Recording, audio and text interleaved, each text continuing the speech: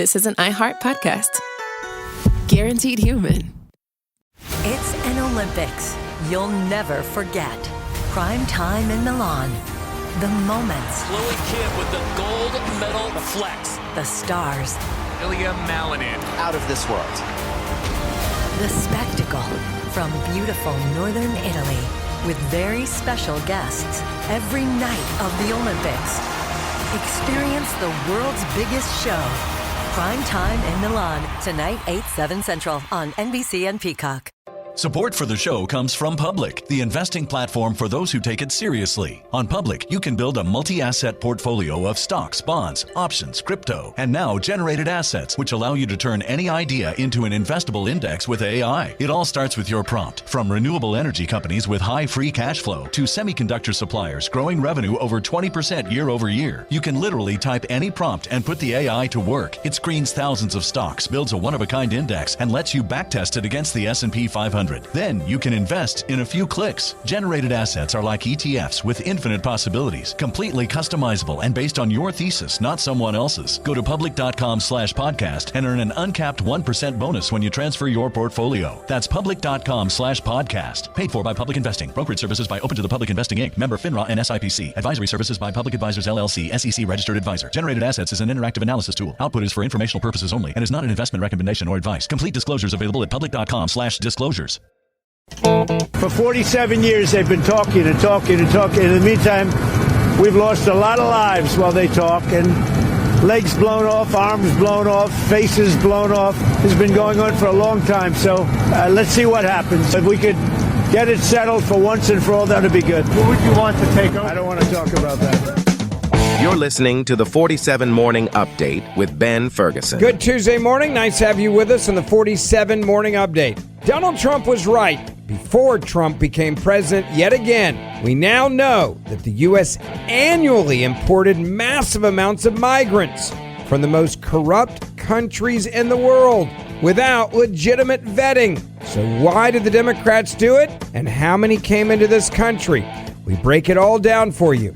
But first, I want to tell you about our friends over at Patriot Mobile. Every so often, something happens that reminds us just how fragile our freedoms are. We can't afford to take our rights for granted. We must draw a line in the sand. And our friends at Patriot Mobile have been doing just that for more than 12 years. The truth is, there is only one provider that boldly stands in the gap for Americans who believe freedom is worth fighting for. And that company is Patriot Mobile. Not only are they leading the red economy, they're also outpacing the competition in technology. Patriot Mobile is one of the only carriers offering premium access to all three major U.S. networks, giving you nationwide coverage and service that you can count on day after day. They also offer unlimited data plans, mobile hotspots, international roaming, internet backup, and so much more. And switching has never been easier. You can activate in minutes on your phone from your home or your office, and you keep your same number you've got now, keep your same phone, or upgrade to a new one. And this is where the magic happens. Every month, about 5% of your bill is given back to conservative causes at no extra cost to you that stand up for our First and our Second Amendment rights, the rights of unborn children, and our wounded warriors, and those that have fought for our country and wear a badge.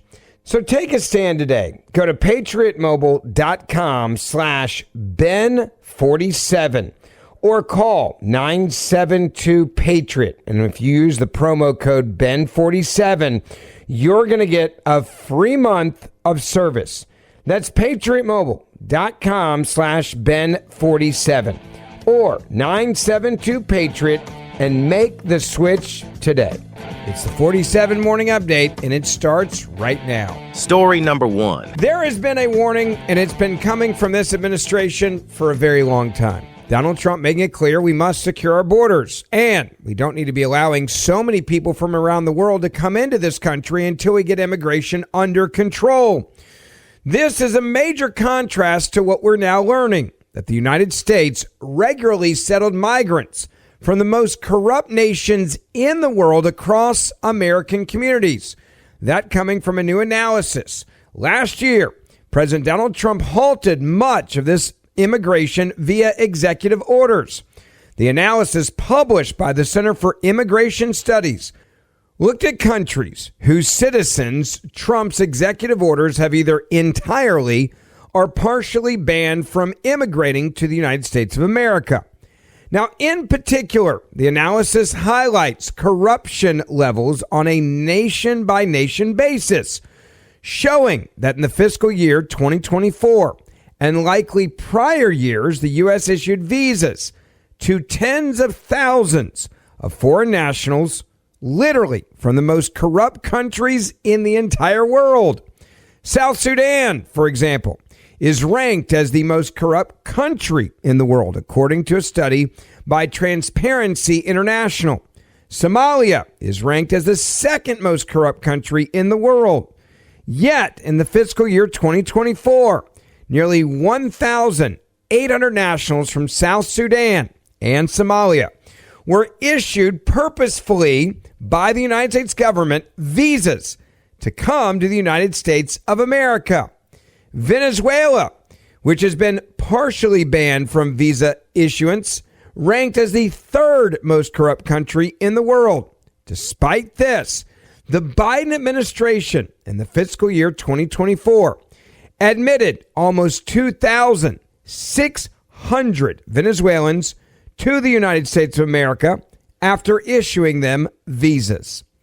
The Center for Immigration Studies, Ronald Mortensen, writes that vetting for nationals in such corrupt countries is nearly impossible to vet for U.S. officials. Quote, in these countries, there can be no assurance that the documents available to even vet the individuals applying for the admittance into the United States are valid or even accurate. Mortensen continues, due to a combination of incompetence, poor or no record keeping, fraud, bribery, and personal dishonesty, it's impossible to know what is real and what's not. Now let's go to that list for just a second, and this is the warning that Donald Trump gave. When there is poor or no record keeping, or incompetency, or corruption at this level in different countries, it's very easy to pay off officials, to fraudulently make documents. You can bribe them. There is personal dishonesty within the government as well. Quote, for the payment of a bribe, a citizen of these countries, and in some cases, even a non-citizen of that country, can obtain the official documents necessary to apply for entry into the United States, including a fake birth certificate, doctored law enforcement records, a phony diploma, a forged passport, fictitious bank statements, and all other documents normally used by U.S. officials to vet individuals before they're allowed to enter the United States. Mortensen writes that Trump was left with no option other than to suspend entry from highly corrupt countries in order to prevent the further importation of cultures of corruption, since effective vetting is not possible. Now, to be clear, what this study is saying is that if you want to get to the front of the line and you want to come to the United States of America from these corrupt countries, you're probably going to have to pay up, and then someone's going to lie on your behalf. And if you are a law-abiding citizen in one of these corrupt countries, the chances of you actually getting the documents you need to try to come to the United States of America are actually very unlikely, because you would have to pay bribes to even get in line to be able to come to the United States of America. You can understand why this is such a massive problem. Now, if you look at the actual list of the most corrupt countries, South Sudan, Somalia, Syria, Equatorial Guinea, Libya, Yemen, Sudan, Burma, Haiti, Afghanistan, Republic of the Congo, Chad, Iran, Mali, Laos, Sierra Leone, Niger. And that is just a partial list of the countries that the President of the United States of America said, we just cannot trust you. When you look at how corrupt they are, they're almost all a 10 out of 10. And then you have the migrant visas. You had many of them that were categorized as special immigrants. For example, in Afghanistan, 33,000. You look at employment preference coming out of Afghanistan, for example. Of the 33,000, only 28 were because of jobs. Diversity immigrants coming out of Afghanistan, of the 33,000, only 1,000. You look at the numbers, it is truly staggering. And this is exactly who the Biden administration was letting into the United States of America. Which also brings us to something interesting that Hillary Clinton said this week. As she was speaking, of course, trashing America, she did accidentally tell the truth when she was talking at the Security Council in Munich.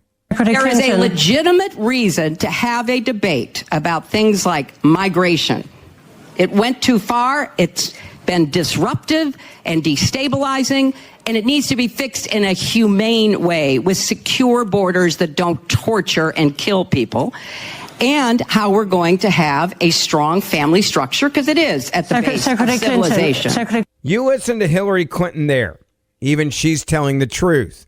Being blunt on immigration, it needs to be fixed in a humane way with secure borders that don't torture and kill people, she went on to say. Of course, accusing the Trump administration of killing and torturing people, which is not happening. Yeah, she's still going to play politics and still slander her own government and attack ICE agents, just like Barack Obama did this past week as well, implying that our agents are so evil that, well, we should hold them accountable. The rogue behavior of agents of the federal government is deeply concerning and dangerous. The sort of behavior that in the past we've seen in authoritarian countries and we've seen in dictatorships, but we have not seen in America. So Barack Obama, Hillary Clinton, and you can also add Gavin Newsom to the list of politicians saying we need to have a more orderly way of doing this in America instead of having wide open borders, which they created, but slandering American law enforcement and the Trump administration at the exact same time. But I want to remember all those images of masked men, the secret police, something familiar in Germany.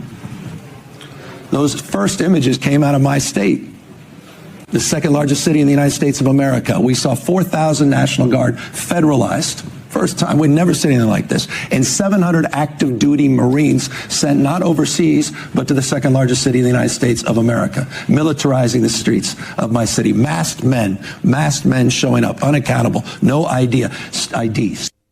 So to be clear, Democrats today are admitting they created the chaos, but they're more angry at the man who's cleaning up their mess, Donald Trump. And what Donald Trump is clearly doing is saying, not only am I cleaning up your mess in America that you created, and in places like California or Minnesota, but I'm also making sure that those that are taking advantage of us that are coming in on visas are being stopped as well. And this is exactly what Donald Trump promised in the campaign.